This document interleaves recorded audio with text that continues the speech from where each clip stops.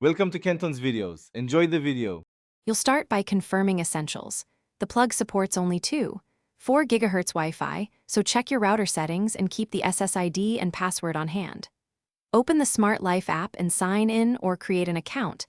This links your devices to the cloud. Now plug the smart plug into a wall outlet and wait for the LED to blink rapidly in pairing mode. If it doesn't blink, press and hold the button for 5-10 seconds until it does. Then proceed to Add Device. Once the LED is blinking, tap Add Device in the Smart Life app and choose Wi-Fi socket.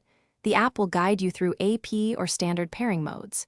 Make sure you type the Wi-Fi SSID and password exactly, because a wrong character will prevent connection. Avoid guest networks or captive portals. After the app shows successful pairing, rename the plug to something descriptive and assign it a room. This makes voice assistant linking and automation rules much easier later, so do it now while it's fresh. To finish, test the plug by toggling power from the app and watching the appliance respond. This verifies cloud and local control.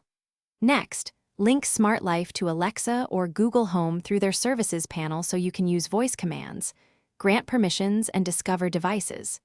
If something goes wrong, reset the plug back to factory, power cycle your router, and ensure your phone is on the 4 GHz network before retrying. This resolves most failures and avoids. Thanks for watching. Consider subscribing if we helped you.